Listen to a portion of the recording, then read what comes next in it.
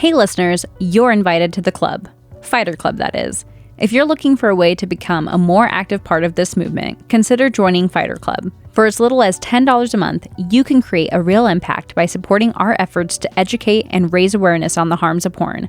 Plus, by joining, you can get insider info, 30% off all Fight the New Drugs conversation starting gear, access to our secret store, and an exclusive Fighter Club kit sent to you when you sign up. Join Fighter Club today at ftnd.org/FC. That's ftnd.org/FC. See you in the club.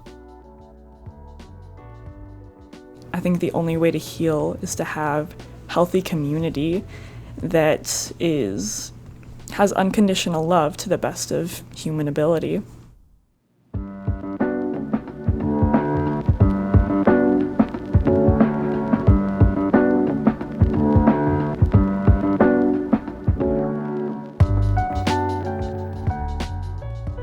My name is Garrett Jonsson, and you're listening to Consider Before Consuming, a podcast by Fight the New Drug. And in case you're new here, Fight the New Drug is a non-religious and non-legislative organization that exists to provide individuals the opportunity to make an informed decision regarding pornography by raising awareness on its harmful effects using only science, facts, and personal accounts. As we sit down with experts, influencers, activists, and people with personal accounts, we cover a wide variety of topics that may be triggering to some. You can refer to the episode notes for a specific trigger warning. Listener discretion is advised. Today's episode is with Annie Kadlecek. She's 21 years old. She's studying to become a social worker and hopes to perform research to see if there is a correlation between physical exercise and being able to process trauma. Annie is a person who has dwarfism, and during this conversation we talk about how she has used that to help change the conversation about the harmful effects of pornography. Last year she earned the title of Fighter of the Year, which is a pretty big deal being that we have millions of fighters around the globe. During this conversation we learn what Annie did to earn that title and what tips she has for other fighters who want to make a difference. With all that being said, let's just jump into the conversation. We hope you enjoy this episode of Consider Before Consuming. You're from Ohio, but you go to school in a different state or a different city from where you live, or what? Yeah, so I only go to school 15 minutes from where I live. So It's pretty close together, yeah. Oh, cool. Well, you mentioned when I was telling you that we were going to send you a setup for the podcast, you said, well, I'm going to be here versus here. Yes. What two locations were you talking about? I worked at a summer camp in Michigan for the whole summer. So that's where I was. Oh, cool. Yeah. So you just got home? Yeah, I got home the 17th and then moved into college that night. Oh, wow. Cool. What are you studying? So I'm a social work major with a focus in exercise science. Ooh. Yes. That's dope. Yeah, it's super cool. I really enjoy it. An exercise science focus. Yeah. That's different, isn't it? It is. With social workers? My friends will say it's not a real thing, but I say it is. Why do you say it is, and why do they say it's not? Well, so my school doesn't offer an exercise science minor, so normally that's what I would have, which would make a little bit more sense. Okay. But a focus just means I take exercise science classes whenever I'm free. Cool. Which is why they say a focus is not a real thing. But yeah, I'm really passionate about exercise and the way that it impacts your mental and emotional, physical, spiritual health. And I want to work with teenagers in the foster care system, predominantly those that are aging out, and work on transition programs. But I also want to do research and see if there's any connection between exercise and being able to process trauma. And if so, finding a way to connect the two. Ooh, that's powerful stuff. What made you passionate about that? I guess I should say those, because it's exercise and helping those with trauma. Yeah, so my family's been involved in foster care since before I was born. And that's just always been like a very normal part of my life. For the past 3 years, we've been fostering my younger brother, who will be adopting. And just kind of learning about like, what does trauma mean? How does it impact people? Because it physically changes your brain. And I just feel like growing up, I didn't know a whole lot about trauma. Yeah. And I feel like it's just like a very vague statement that people don't actually understand what it does to you. And then experiencing my own trauma and figuring how that still affected me and putting a label on it and naming it was really interesting. And then when I got to college, I have dwarfism, which really impacts how much I can do physically. So I was really scared of like going to the gym and knowing what to do because nobody knew how to tell me what to do. Mm-hmm. So a lot of my friends would go with me, and I just kind of started figuring out what worked for me and what made me stronger and what was I comfortable with, what was safe and worked. And so I started taking people to the gym who didn't either know how to work out, didn't feel comfortable working out by themselves, and just became really interested in helping people who didn't have like a traditional body learning how to work out, because it's super important for everyone, I believe. Yeah. And I just became really passionate about it because I was like, these are communities that get really overlooked when it comes to fitness. Even in my exercise science classes, I have one professor who's super intentional about saying exercises instead of just athletes, because that's very often the language that's in exercise science is able-bodied athletes, and that's kind of the focus. But it's so much wider than that. Yeah, that's cool. I like that. Thank you. Annie Kadlecek, folks. Yes. Annie that's me. Kadlecek. Did I pronounce your last name correct? You did. I was impressed. Well done. Kadlecek. That's a cool last name. Where does it come from? Czech Republic. Oh, cool. Yeah, so actually I believe, going off of, random Facebook searches and some history, that there was a Z after the C in my name before we came over to America, and then it got taken out. I think we should have kept it. Looks a lot cooler. For but sure. Here we are, no Z. That's awesome. Yeah, well, you are amazing. And Thank you. You have some cool and very ambitious goals, and I love it. As we get to know you a little bit better, what's something that you're proud of that you've accomplished in your life? What am I proud of? I think there's like the things that have titles to them. Like, I'm the president of the student body at my school, and I'm really proud of that. I'm really excited about that opportunity. But I think I'm more proud of the things that don't have labels and don't have like job titles. I think I'm really proud of the way that I have a reputation for being intentional and for caring about people, for being willing to advocate for them, and for constantly pushing that love is an action, not a passive statement. So I think I'm more proud of that.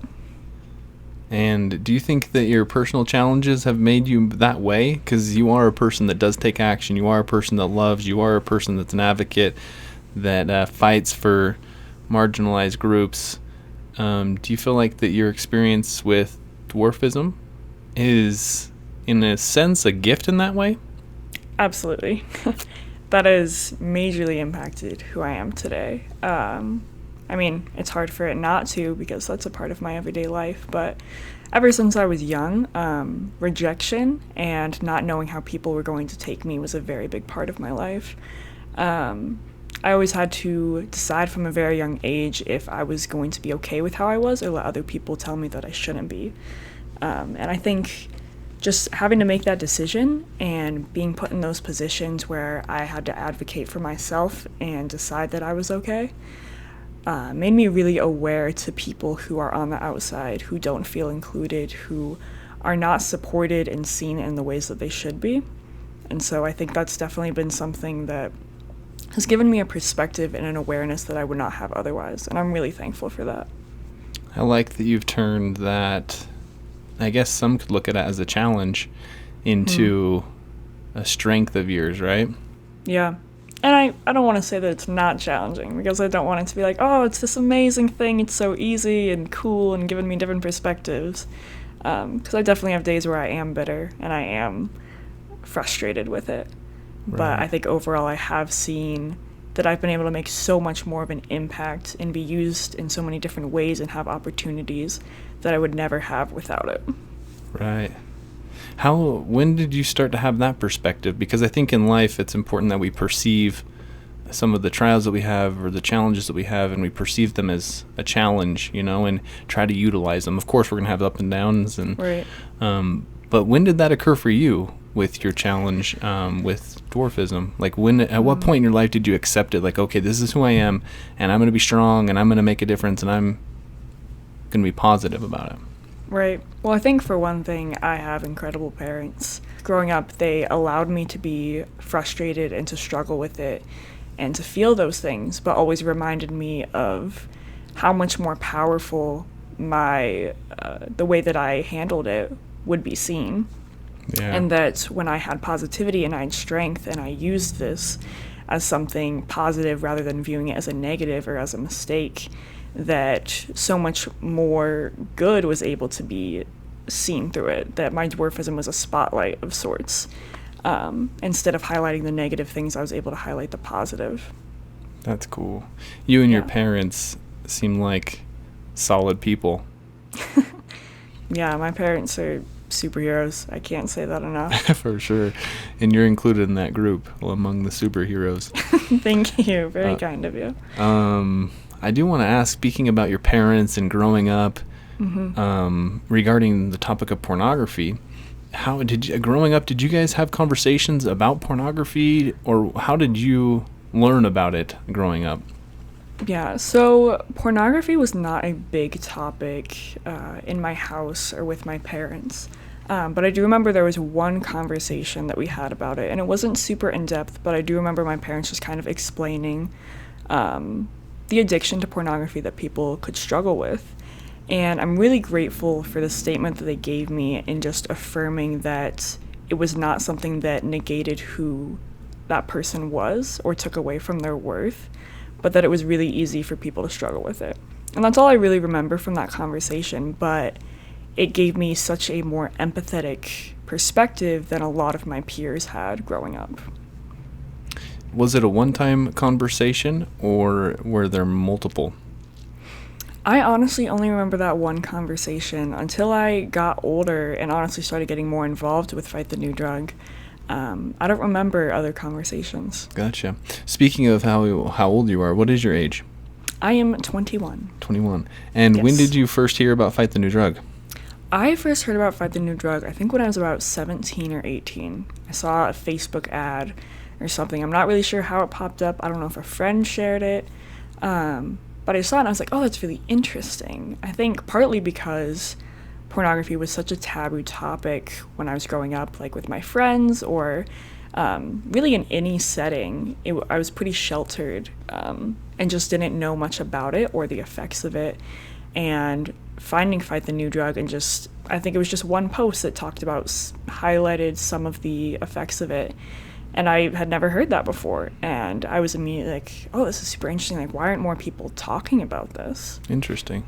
I have to give a shout out to our marketing director because I know she'll be happy that absolutely. her Facebook ad did good in the world. So shout out to you, Jasmine. The Fighter of the Year heard about Fight the New Drug because of you, Jasmine. So good job. Yes, exactly. It's very impactful. Good. Well, hearing about Fight the New Drug around 3 years ago or so, what took you from hearing and learning about Fight the New Drug to being like, I want to be a fighter?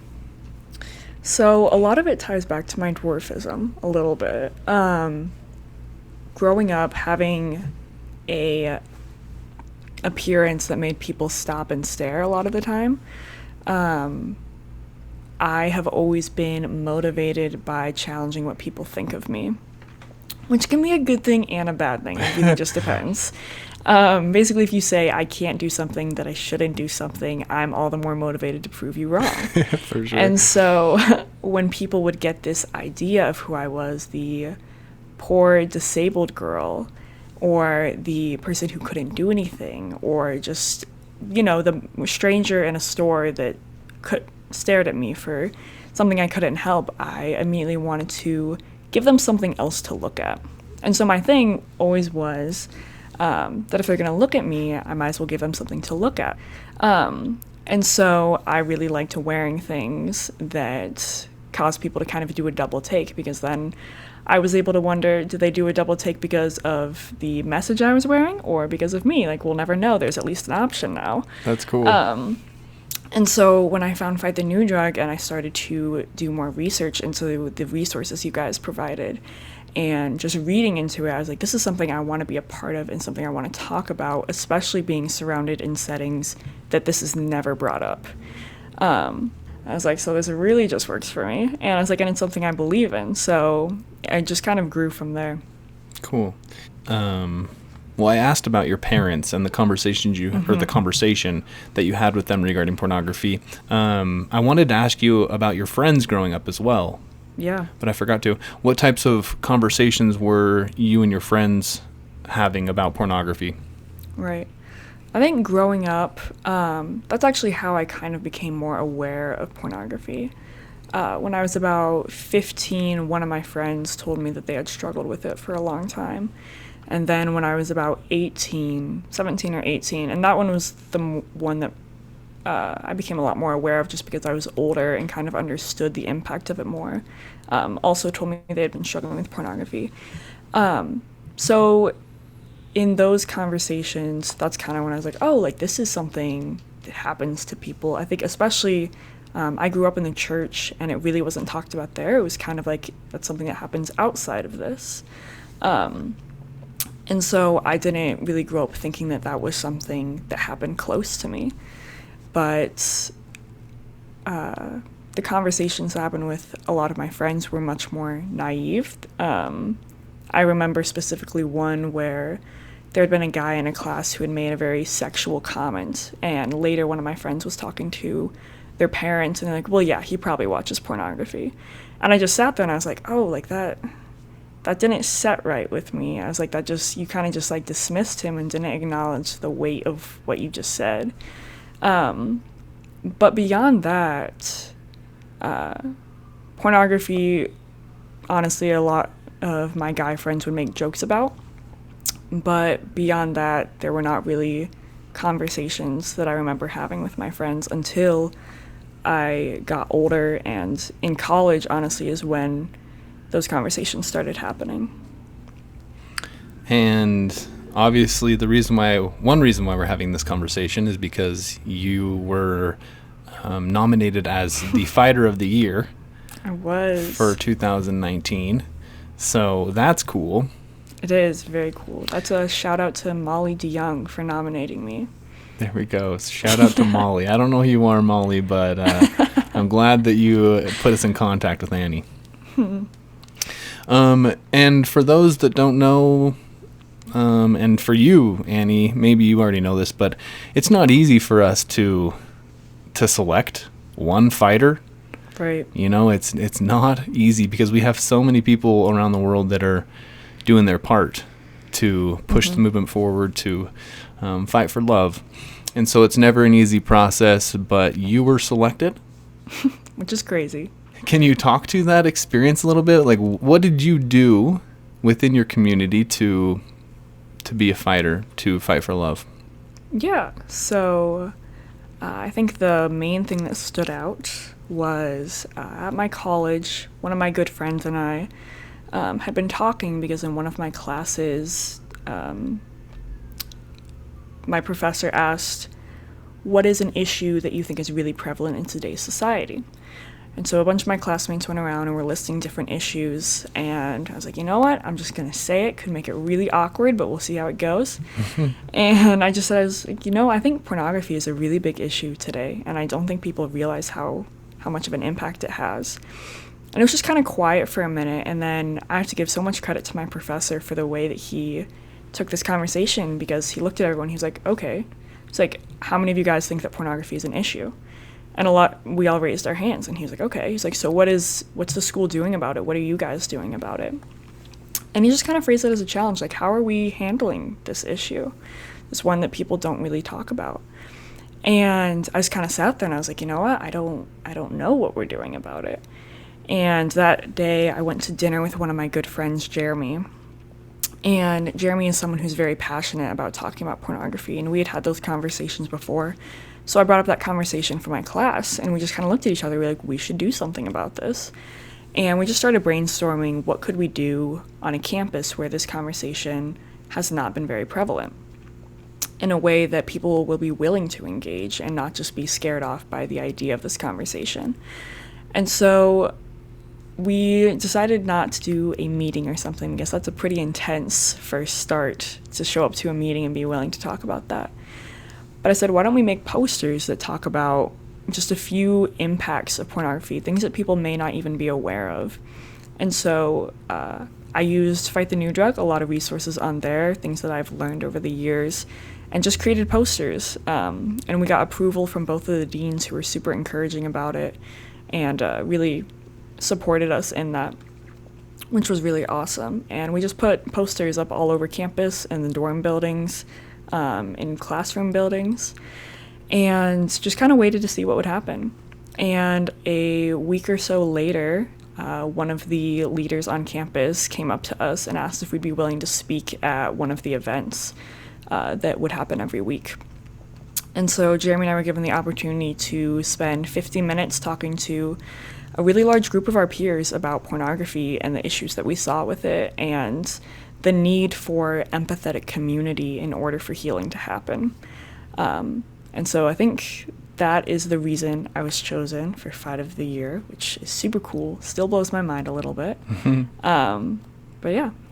And with that experience, the awareness that you built within your community and on campus, what type of skepticism or pushback did you get? Well, a lot of our posters were torn down.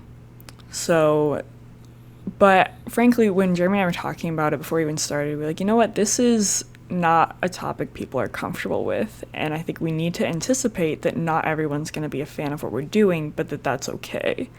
And I think often we went into it knowing that if people are skeptical or don't want this to be happening, it comes from a very personal place a lot of the time. And just being able to be aware of that, I think was really important. Yeah, I like that perspective. Yeah, but I think overall we were surprised at how supportive our community was for this, and just how encouraging a lot of our peers were in showing up for us, coming to the events, talking about it, posting on their social media about it, and just really encouraging us in it. Was so cool to see and so encouraging. And that next semester, Jeremy created a group in his dorm to be able to talk about pornography, and had a really good turnout, which I think was so encouraging that that space was able to be created, and that accountability was able to happen. But yeah, I think overall it was actually a really encouraging response. I think some of our listeners will be in a position where they want to help, right? Mm-hmm. They want to take action. They want to make a difference, whether it's within themselves or within their group of friends or within their home or within their community or on their campus. And based on your experience, Annie, do you have any advice for those people? Anything that you learned that maybe you would do differently, or a different approach that you would take? Any tips in that way? Yeah. I think, first of all, it's amazing to want to be able to help, and that's, first of all, so encouraging. But I think things that I've learned is that part of the reason I've been able to have these conversations is because people knew that I was vocal about it and that I cared about it. And I think that even in that, it's really important to be careful about your approach in that, because you can be vocal in talking about pornography, but if you're not expressing it in really gentle and empathetic ways, then people are just going to feel shamed and not want to talk to you about it. So I think even outside of the conversation on pornography, constantly creating a space of empathy and intentionality with the people around you leads them to believe that you're going to care about them before and after you know this about them. And I think that is the only way to make progress.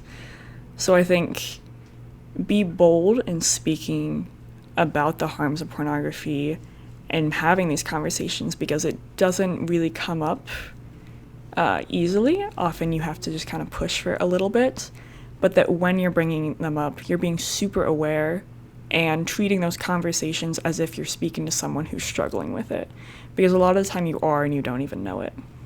Yeah. And I think about going back to the fact that you learned about Fight the New Drug through that Facebook ad. Right. I wonder how many ripples you and your team over there have created by those flyers. Maybe our next Fighter of the Year will explain that they first heard about Fight the New Drug because of your flyer. That would be super that'd be cool. It really would be. That'd be awesome. Well, I wanted to ask how you learned that you were Fighter of the Year. Yeah, so I remember I was out shopping with my younger brother. So I wasn't really paying attention to my phone, but all of a sudden I'm getting like all these messages and all these followings. And I was like, I'm really confused. I'm not sure what's going on. And then I got a message from Fight the New Drugs just saying, hey, Annie, you should really check out our live video. I was like, okay, like maybe it's one they send to like everyone, like asking them to, go watch it. Like, I don't know, that's cool. So I got home, and so I sit there and I'm watching it. I was like, wait a second. I was like, what is going on? And so I get to the end where it announces that I'm Fight of the Year, and I teared up a little bit. Because it's just something that I care so much about, and I was so excited to have this opportunity. And so I found out through an Instagram Live, and then I ran into my house and told my parents, and that was pretty much it. Cool. What advice do you have for other fighters that want to make a difference? I think it is important to acknowledge that people do handle conversations very differently. And so I think, honestly, I would just go back to what I was saying before, that being a good listener, being an empathetic person, being intentional about that. But also, I think social media is a really important tool that we're able to use. It can be a more passive form that doesn't require you to necessarily be super upfront or outspoken, but I think Fight the New Drug has really great posts that are super easy to just share on your story that don't have to be super in people's faces, but just kind of show that you're willing to talk about these things and willing to have those conversations, but to not feel like you have to be like anyone else. Like, I think it's really easy to look at people that Fight the New Drug is highlighted and thinking you have to be just like them in the ways that you are in your community. But the reality is that your community is your community, and they love you for who you are. So loving them and expressing with them and listening to them the way that you know how to best is the best way to serve your community and make an impact in that way. I love that.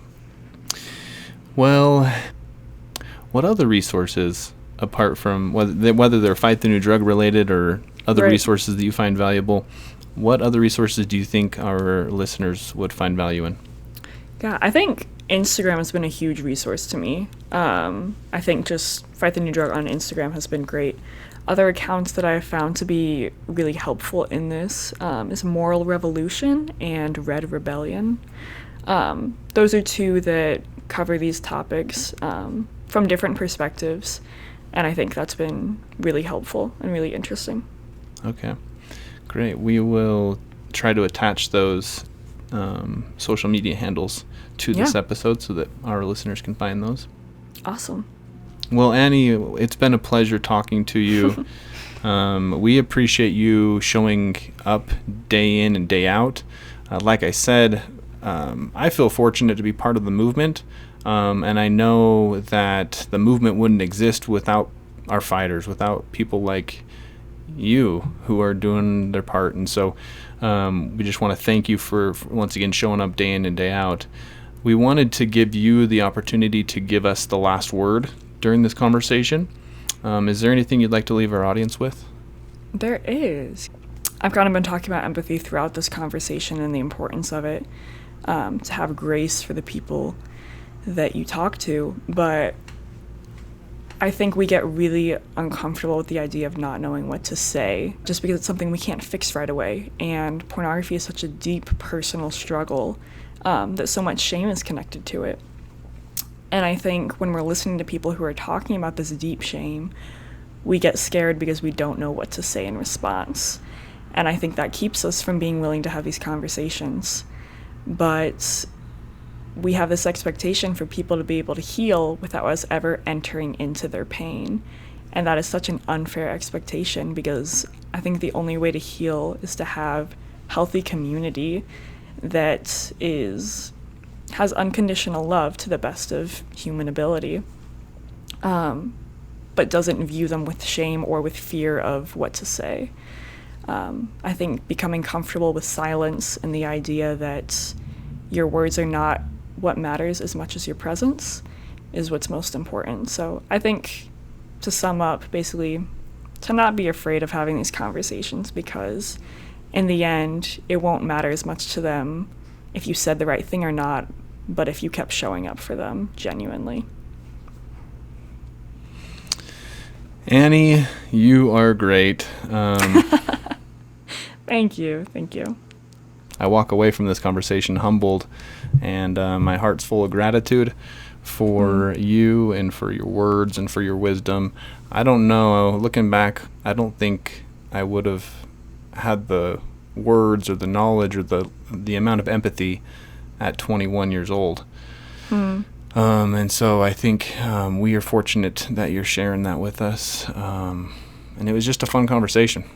Yeah, absolutely. Thank you so much. Looking for a way to spread awareness on the harms of porn? Why not rep the movement in one of our conversation starting tees?